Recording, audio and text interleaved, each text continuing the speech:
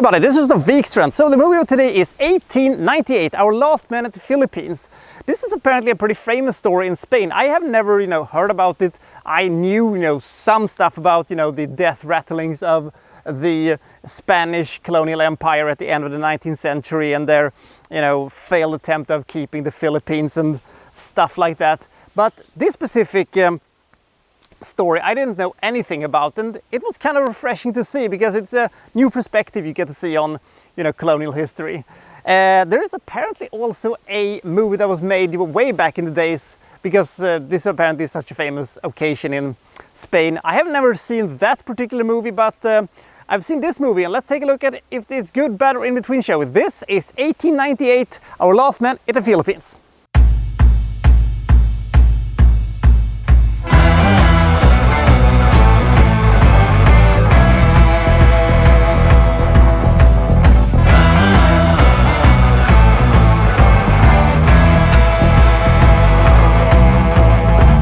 The Spanish rules in the Philippines are under threat from rebels, and a new detachment of soldiers have come to take control over a city where there has recently been a massacre. And the captain, he has sworn that he's not going to reprise the mistakes of his predecessor, and he's going to go very hardball on this one.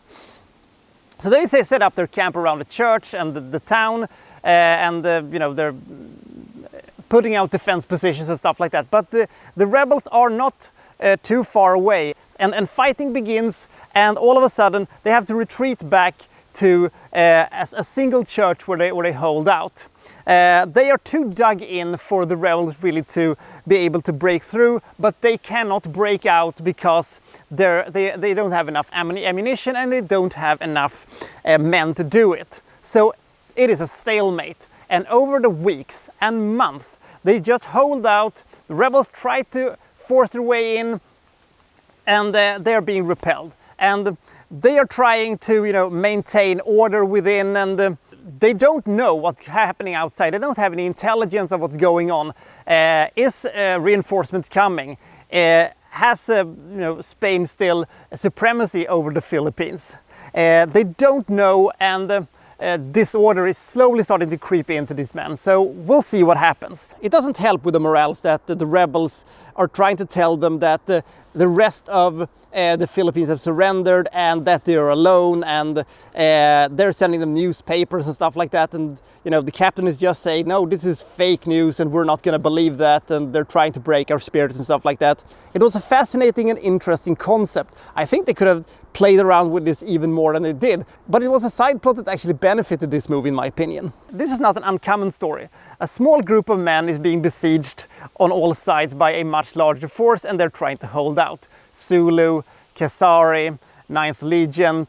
It's not an unusual scenario. I think this movie was a very good historical drama. It was not such a good war movie because this is not, particularly a war movie. This is more of a, how do you say it, survivalistic movie within the confine of a war. I think the acting was pretty good.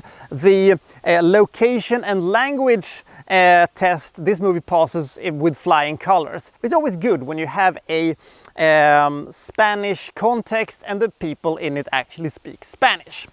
With that said, there are moments where things grind to an absolute halt, and there are moments where people do weird things and you're thinking, why is he doing that? Why is he doing this? But you are interested in where the characters are going, and we have small little story arcs here and there, and this is not a demonization of either the Spanish rule or the rebels. It's kind of a gray scale, which I found to be quite interesting. There are moments in this movie that's a little bit too slow for my taste, and where they focus a little bit too much on a certain thing where I thought, they could have done that a little better. Good cinematography. Generally speaking, I think this movie had a lot going on for itself. There was one thing I thought was a little bit distracting, which I couldn't look away from. This is a complaint I have with lots of historical dramas. Grooming habits. You're in a scenario where you're really short on supplies, but yet everybody seems to be able to keep their mustaches, sideburns, and other forms of hairdos in exactly the same way month after month after month. And yes, I know you could potentially, scrape it off with a knife or something like that, but that would lead to scars and stuff like that. Give them beards. Give them at least, you know, a little bit of an unkept look. That would at least make it a little bit more, well, I could see that one happening. Because, you know, there is one guy who is thrown into a jail cell for several months because he has done something bad. And when they bring him back out, his hairdo and mustache is exactly what they look like when he was thrown in. It was a very small detail. It's not going to affect the rating of this movie, but it was still a very distracting thing. If you are into these colonial historical dramas, you'll find a lot of fun things in this movie. It is a good movie. There are pieces of it that I didn't think worked as well as other things. I think this probably works better for a Spanish audience, but I thought it was very entertaining. It had lots of good stakes to it. It felt like you were there. High authenticity points for this movie, and the movie never overstays its welcome. 105 minutes was a perfect length for this movie.